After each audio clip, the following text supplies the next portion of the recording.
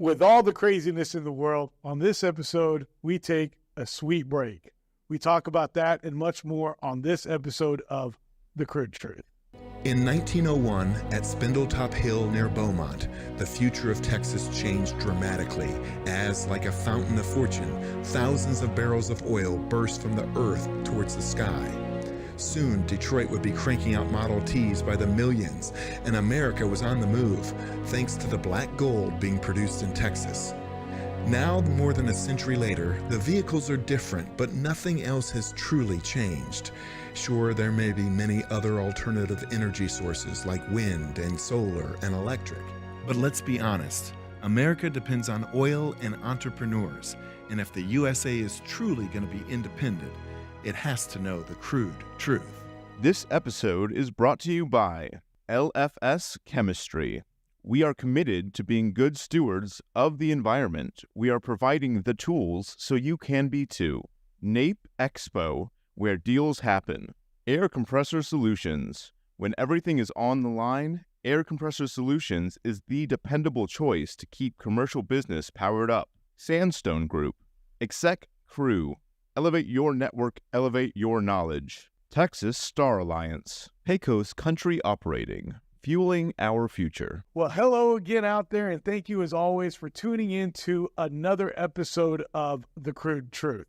Well, as we continue our year in 2024, what an up and down year it has been, from the oil and gas industry to our economy to what's even going on in Washington, D.C. And on this episode, I just wanted to really, as my teaser said, let's take a break. Let's step back and let not only take a break, but let's enjoy some sweet treats while we're at it. And today I brought on a guest that is perfect for that because, as you all know, we're already halfway through the year. We're trying to watch our figures, I'm sure, right? So today my guest is somebody that is I'm just super excited to have on. They have traveled the United States, and they have chosen Dallas as the premier place to live and thrive as an entrepreneur. And she also shares her sweet treats with us. My guest today is Addison LaBonte. Addison, how are you? I'm good. How are you? Thank you so much for having me on your show. Well, thank you so much for coming into my show and putting up with all the pre-production mishaps and everything like that. So thank you so much for coming on. When I had the opportunity, you have been an entrepreneur and you have been thriving. And in our pre-production, we were able to talk just a little bit, and even you even share a little bit about yourself and that you played sports in college. But for everybody out there that doesn't know who you are, Addison, please tell everybody out there who you are. So my name is Addison. I was born and raised on the coast of Maine in a very small town. I went to the University of Maine to play soccer, Division I sport. So it was very intense, but I loved it. It was the most rewarding and challenging journey. And when I graduated, I wanted to stay in really good shape. So I started distance running. And I noticed that after 3 to 4 miles of running, my legs would experience just severe pain, almost like a Charlie horse in both of my calves. And as I continued running, my legs would become completely numb. I would have no feeling in my legs. And which is a very concerning sensation when you're running, and then your depth perception is off and you're trying to jump on and off a sidewalk, and it's terrifying. And so I went to see 3 different doctors, and they said, you have something called compartment syndrome. So I had actually heard of that because my college soccer coach had it, and he ended up getting the surgery for it. But basically what compartment syndrome is all of our muscles have muscle fibers that surround our muscles. When we're working out a muscle group, the muscle tries to expand, you get extra blood flow to the muscles, and those muscle fibers also expand. For whatever reason, in my legs, when I do distance running, those muscle fibers never expand. So my muscle is trying to expand, it's bumping up against those fibers, causing pain, and the blood flow gets cut off. So then I would experience the numbness. Yeah. So all 3 doctors said, you need to quit running or you need to get this surgery. And I said, at the time I was 22, and I said, there has to be a better way. Yeah. I said, actually, I'm just going to run through the numbness. I don't really care. And they said, you're doing lasting nerve damage. This is really unhealthy for you. We really recommend that you get this surgery. So the surgery involves them going in and making small incisions in the muscle fibers to allow them to expand. but they said there's no guarantee that the surgery actually works. So on a whim, I decided to do some lifestyle changes and see if it would help. So my aunt is a seasoned marathon runner. She lives in my hometown in Maine, and she said, I think you should become gluten-free because whenever I'm training for a marathon, I'm gluten-free and I feel amazing. Yeah. And I said, well, that has nothing to do with running, but I'm so desperate. Yeah. I was in so much pain. I was so frustrated. I had tried different shoes. I had tried compression socks. I had tried yoga and stretching and thought something has to help, and nothing did. So on a Monday morning in July of 2016, I became gluten-free. Oh. Just overnight. Quit it cold turkey. I was eating fast food every week at that point. And so I went from eating fast food every week to reading every ingredient label. And I was shocked at what goes into our foods.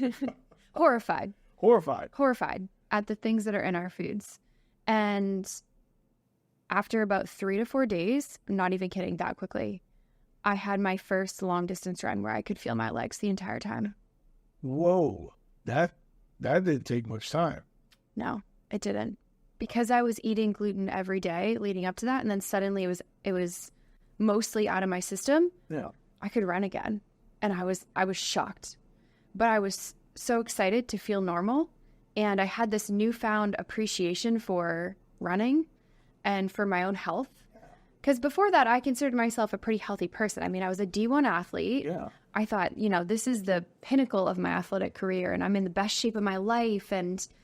But I look back and I was still getting 1 to 2 really bad headaches a week, to the point where I bought those huge bottles of ibuprofen and I would just run through them. Yes. Mm-hmm. But when I became gluten-free, I realized I was so sick and I didn't even realize it. I just thought it was normal. And I think a lot of Americans feel that on a daily basis. They have joint pain and inflammation and, oh, my knee just hurts. It's hurt for years. And that's not normal. We're not supposed to feel like that. Yeah. So I would encourage people to take a look at their lives and, their health issues and try to solve it in a more natural way, because we don't always need medicine. Well, my youngest brother is a long distance runner, and we're both in the oil and gas industry, and he was like me until you go out to the oil field. You're out there for months on end, so you're grilling out, cooking, doing this, doing that. Very unhealthy, right? And then he took a sabbatical, and then he goes back, but he came back a vegetarian and a long distance runner himself. By long distance, we're talking the ultra marathon, the ultra K, those 100K things. And he became a vegetarian overnight. And he's probably in the best shape that he's ever been in. And he says that he's just so lightweight, so clear. And he's also doesn't drink alcohol or anything like that. And he just says, he goes, can't explain it, but I just feel like I'm light all the time. Yes. And I'm like, okay, is that kind of what it is? The first few months, I was shocked at how different I felt. So when I was still eating gluten, it was like after every meal, I felt so heavy and so full. And now I feel so much lighter. And that was my first comment was, I just feel light and like I've eaten enough and I'm satisfied, but I don't feel gross. Right. And it used to be like, after Thanksgiving meal, it's like, I feel so heavy and like there's a rock in my stomach. I feel like that every day. And now it's like, wait, you can feel full and not hungry, but not weighed down by your food. I mean, it's life-changing, honestly. The way I feel now is, I never thought that I would feel like this. So, okay, I know you're not from Texas, so I don't know, like you said, you eat fast food every day, so you're in Maine at this point. What was it like on that Monday morning? What did you eat that Monday? Like, if you can remember, or something like that, to where it's like, because, I mean, I can see myself having to, like, read everything in my pantry the next morning. I mean, what was that like? So, thankfully, I've always been a meat and potatoes type of girl. Okay. I love to eat fruit as well. So I ate a lot of fruit in the beginning, especially for breakfast. And then I relied a lot on protein bars. Okay. I've always been someone who needs to eat a lot of protein every day. So, and being an athlete, you really need your protein. So it was a lot of fruit, peanut butter, protein bars, and dinner was always meat and potatoes. And then where I really struggled was dessert. I have had a sweet tooth my entire life. In fact, most days I could probably just eat one savory thing and the rest would be sweet. Like I love chocolate. I'm getting hungry style. Yeah. So the good thing is most ice cream is gluten-free. Okay. So I was eating a lot of ice cream and a lot of meat and fruit. And so I would go to the grocery store and spend like an hour or two just going through every aisle, reading ingredient labels, figuring out what I could and couldn't eat. I was never a big fan of pasta. Because I always felt gross after eating pasta. And it makes sense now because pasta is just gluten. It's just wheat. Yeah. And oftentimes if I wasn't pairing that with a protein, then all I was eating was gluten and I would feel awful. Yeah. So even to this day, I'm not really a huge pasta fan. Right. But I remember pasta was one of the easiest first foods I ate gluten-free. Okay. At the time, gluten-free pasta was really good. And it still is really good. Most people can't tell the difference. I was eating a lot of rice cakes. Rice cakes are gluten-free. Rice cakes with peanut butter and banana. But it really forced me to read ingredient labels and to choose things that are naturally gluten-free. So most people think, oh, gluten-free, that's gross. And I'm like, well, do you like steak? Yeah, steak's gluten-free. It is. Okay, I was about to ask you that because you were saying, and so are potatoes? Potatoes. Yeah. I thought those were not, but again, I haven't deep dove into it. So you could definitely do a crawfish boil that because there's potatoes in that. And, right. Yeah. So all meat and it's natural, just meat. A lot of times seasonings won't be gluten-free, but just meat itself, gluten-free. All fruits, all veggies just by themselves are gluten-free. Well, so that's not bad. So, I mean, for every guy out there, hey, you could, mean potatoes. And I think we're doing okay if we cut out everything else. Because, I mean, I'm always like, man, if I could just cut back on my meat and potato intake, but maybe if I just cut out my gluten intake, maybe I could eat more meat and potatoes. I don't know. Right. There's like a carnivore diet. People do that where it's just all like meat and eggs and that's gluten-free. Shoot. You like a lot of gluten-free things. You just don't even realize it. Well, you made a great post. I want to switch gears here and kind of dive back because you mentioned once or twice that you're an athlete. Mm-hmm. You made a great post on your LinkedIn a while back about you were a soccer player. Well, first of all, what position did you play? Center defense. Oh, you were that one. Yes. Okay, I know. I'm tall, so that's why. Yeah, okay, and I played a little bit in my time, and so the defensive players were always the meanest ones out there. Yes. Deep down, I'm very mean. But you mentioned you had a fun little story, and I wanted you to share that story about how you ended up playing D1 school when that probably wasn't your first choice. Is that correct? Right. Yes. Right. So growing up, I played year-round Premier Soccer for a club in New Hampshire. But when I was in probably 6th or 7th grade, I have 2 younger siblings, and my parents both worked full-time outside the house.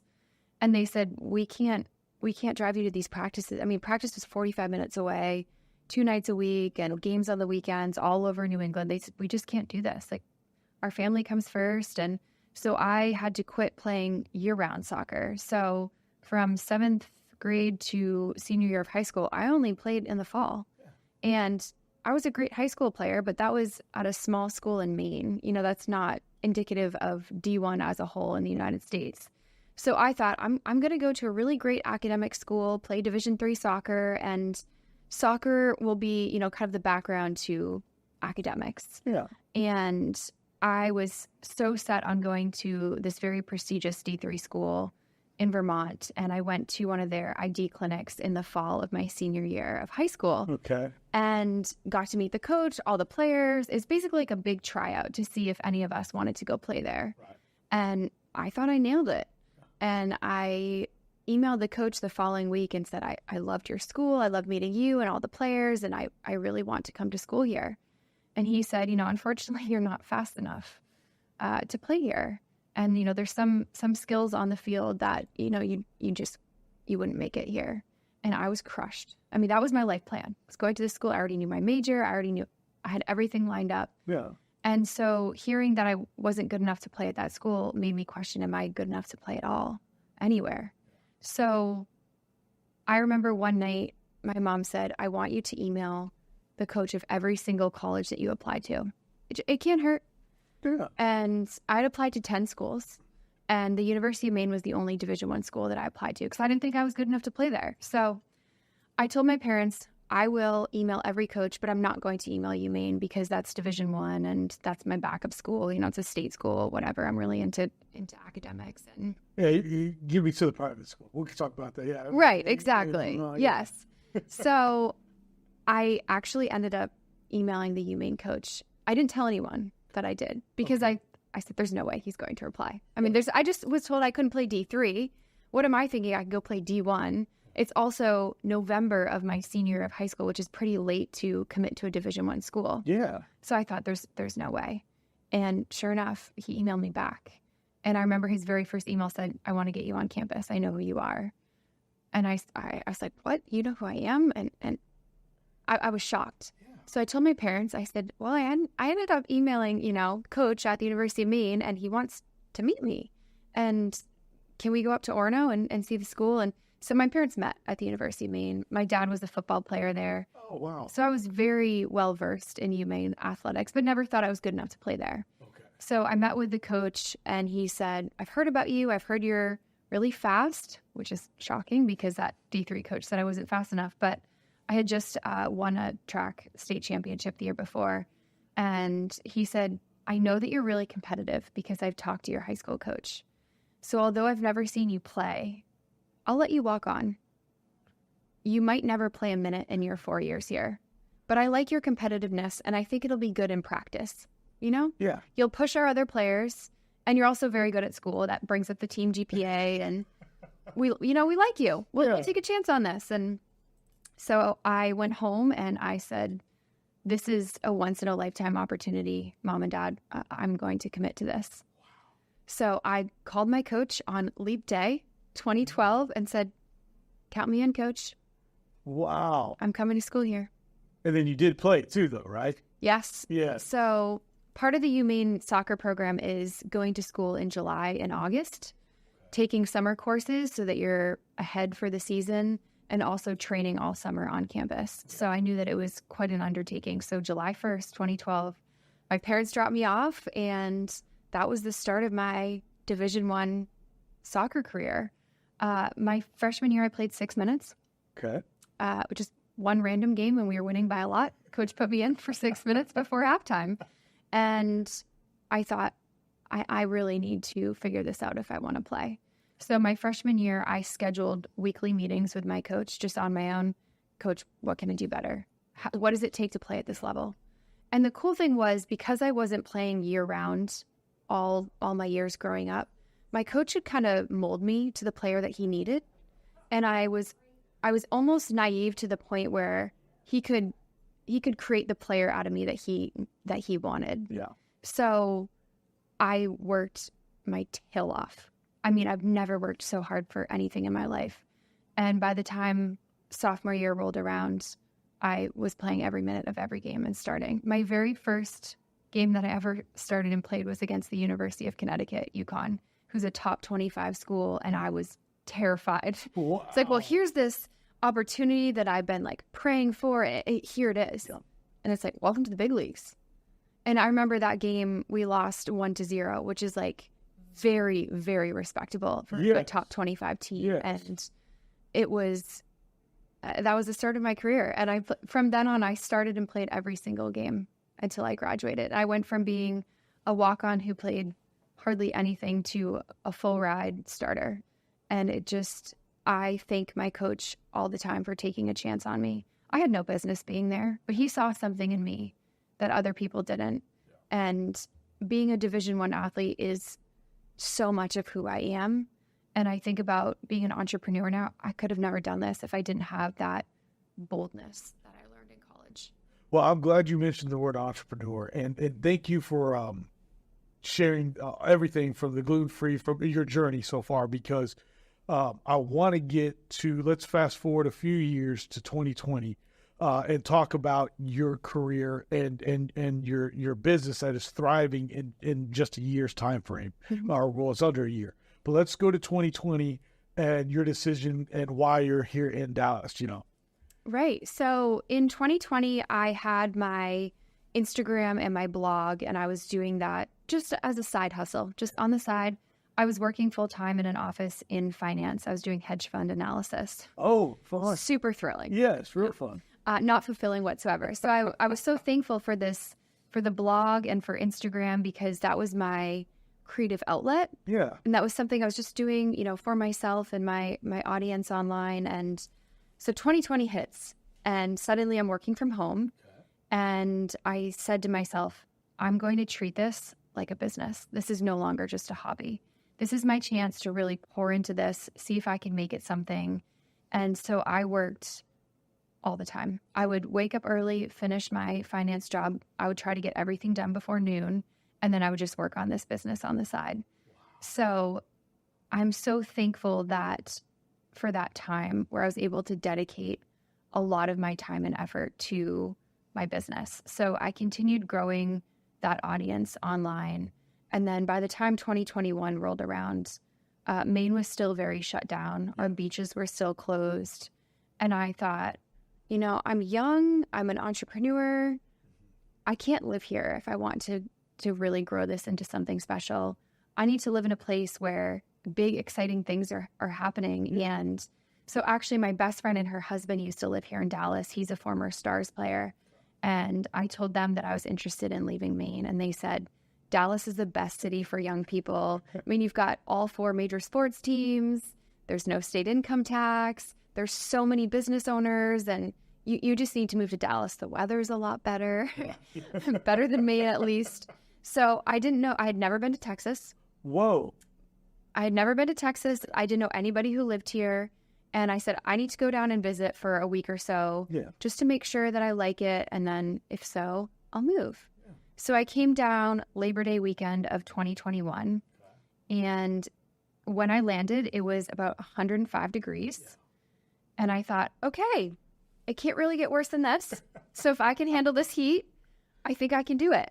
And I stayed in Uptown, and I really loved the energy, and everybody that I met, just, at restaurants and passing, was so generous and genuine and kind, and the food was amazing. And I thought, okay, I think I can do this. So I flew home. I walked in my parents' house and I said, I'm moving to Texas. Whoa. I said I loved it. Yeah. So again, didn't know anybody here and didn't move here for a job. And I moved right after Christmas 2021. Okay. So it's been one of the best decisions I've ever made. I am thriving here. I love it. I've met the most amazing people. I get so energized and inspired by all of the success in Dallas, and there's so much to do. I mean, even in the winter, it's, 70 degrees. Like, I'm just so confused all the time, like what day of the week it is and what time of the year it is, because it's so sunny all the time. Yeah. Well, shoot, 2 days ago it was 90 degrees, and today I think it's like 35 or something like that. You don't like the weather in Texas, just hang around for a few days. We'll get something new.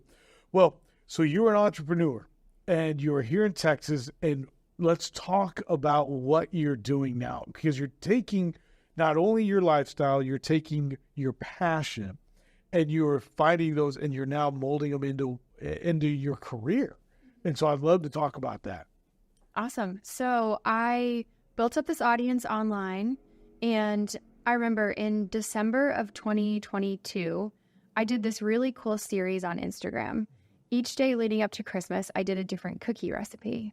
Okay. And I'd say, like, welcome back to the 25 days of Christmas cookies. Today it is this cookie. And it blew up. People loved it.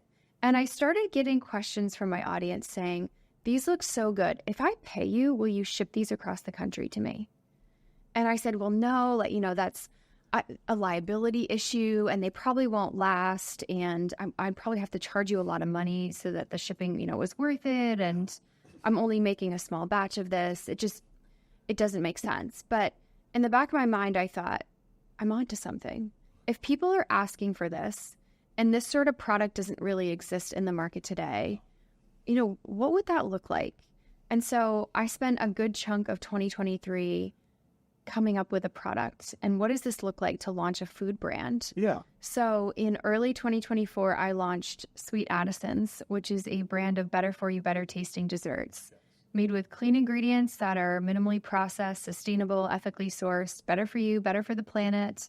My cookies are gluten-free, dairy-free, refined sugar-free. They're truly better for you. Yeah. And I travel a lot. Okay. And I always bake an entire batch of these cookies, and I bring them with me, like through TSA, through the airport. And I always get questioned, like, why do you have a whole thing of cookies with you?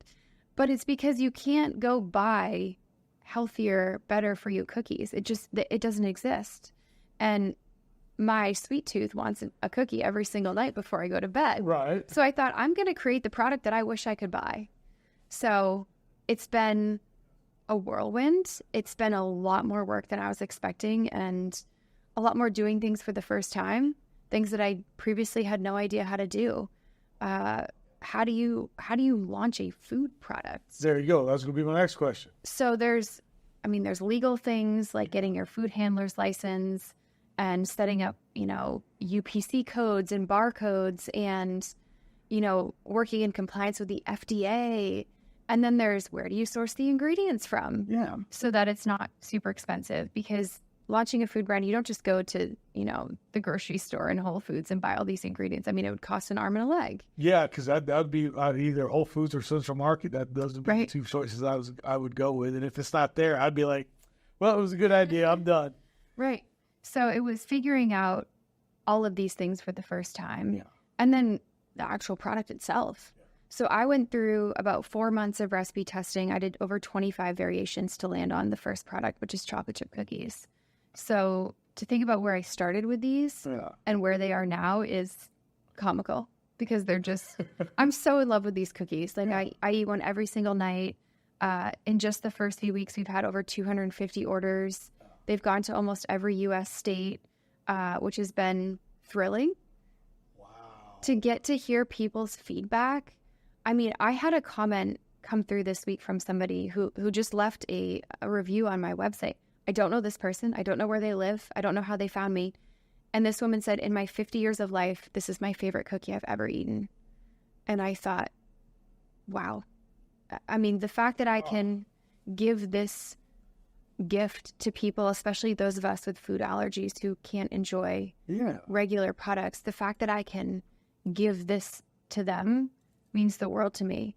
And I'm such an intense person. I'm very goal driven. And at first I said, I want to hit this for sales and be in this many stores. But getting the feedback from people, I've shifted my mindset to, I just want to spread joy to as many people as possible. Yes. You talk about being intense, and in the room, in the studio right now, you are, and not like in your name, but yes, you can tell but you also, I just felt this passion, joy of you just talking about what you just said, like this whole other aura just came about you. And I'm so happy that we did it the way we did, where we talked about growing up in Maine, being gluten-free, and then talking about, because all of that went into this darn cookie. Yes. And I can think of 100 things that are worse than trying to find out 25 ways that you make a chocolate chip cookie, for good sakes. So that is awesome that you're able to do that. And I love how, like, you're saying right here, right now, that's like, hey, I've already switched my game plan a little bit, and being an entrepreneur, that's definitely something that has to be there. It's like, you got to be ready to roll with the punches, or, go with the flow in some form or fashion sometimes, and pivot.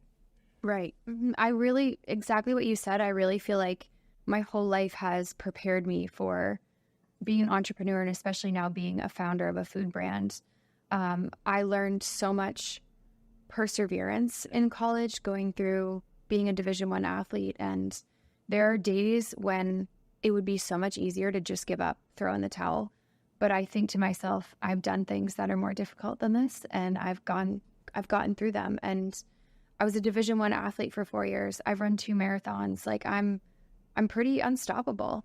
And even on the hard days, when it's easy to say, what am I doing with my life? All my friends right now are getting married, starting families, and I'm baking cookies on a Saturday night. It'd be so easy to say, I just want to do what everybody else is doing. Yeah.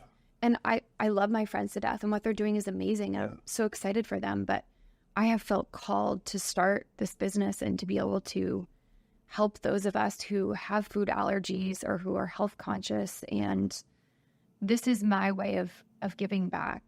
And I really feel like I could be the next healthy Betty Crocker. I mean, that's my goal, is to revolutionize the dessert industry and show people that you don't have to choose between your health and good flavor. Yeah. You truly can have both. They're not mutually exclusive, and we need to stop settling for foods that make us feel gross. Yeah. That's so a thing of the past. That's not how I want to live my life. I don't want to live my life drinking kale juice that tastes gross just because it's healthy. Yeah. You know, I want to be able to sit down after dinner, enjoy a cookie, and feel great after. That's my goal. And I want as many people to experience that as possible. Oh, man. Addison, you are such an inspiration. And I think I needed a little bit of that here at the end, too. Just it's like you got to focus on what you're doing in life and not worry about everybody else, and your passion and follow your joys. For individuals out there that are like, well, I have a health issue. Let me look. How can they look at your ingredients and things like that? How can they do all that stuff? So in terms of the ingredients for the cookies, they can just go on to sweetaddisons.com. Addison is plural, sweetaddisons.com. My ingredients are listed right there. But in terms of just looking at your food products, if you're looking at the nutrition label and you see anything that you can't pronounce, automatic red flag. Put it down. Why would you put something into your body that you don't know what it is? I feel like you're judging me right now. No, this is a rhetorical question. This is a rhetorical question for everybody out there. If you wouldn't put something that you don't even know what it is, why would you put it in your body? I mean, we only get one body. We only get one life. Why would you put harmful ingredients into it? So if there's anything on a food nutrition label that you don't know what it is, you don't recognize it, which doesn't always mean it's a horrible thing. Yeah. But if you don't recognize it, you can't pronounce it. If a first or second grader couldn't read the word, put it down, right? My other favorite trick and tip is look for foods that don't have a nutrition label, meaning apples, bananas. There's no nutrition facts on those because they're natural. There's one ingredient in there, an apple, a banana, right? Yeah. So they're not loaded with all of these harmful ingredients. Yeah. So that's another thing, is you want to eat foods that are made with simple ingredients, and we don't need all of these sauces and condiments and breads. We don't need that. We just need real food. You know, look at the way that our ancestors lived. Do you think they ate cereal that's been on the shelf for 12 months? No. You know, it's funny. You know why shelf-stable food was created? Why? It was created for the military so that they could ship it overseas. I believe it was World War II. Don't quote me on that. But it was created originally for the military so they could make foods, ship them overseas, and store them for when they were needed. This was never meant to be our daily diet. And now when we go to the grocery store, a lot of people are shopping on the inner aisles, which is all the shelf-stable foods. Right. Shop the perimeter. Shop the frozen and the refrigerated section, the fresh produce section, things that will spoil. Shop that. Okay, you and I were talking in pre-production about the 1950s and 60s, about how like all the beach pictures and all these, and then you talk about the military, and I understand you got those MREs. I mean, there's some YouTubes out there where you got people else to like open those up and try to eat them. Mm-hmm. But that makes so much sense about why we are where we are today. Right. You gave the crude truth today. I did. I love it. Well, Addison, for those out there that don't follow you, how how can people get in contact with you? How can they follow you and change their life around? Awesome. So if you are interested in all of my recipes, my food blog is organicallyaddison.com. On Instagram, organicallyaddison. And then for the cookies, it is sweetaddisons.com and at sweet.addisons on Instagram. And I want to get one more fun shot of those cookies, if that's all right, real quick. I love this place.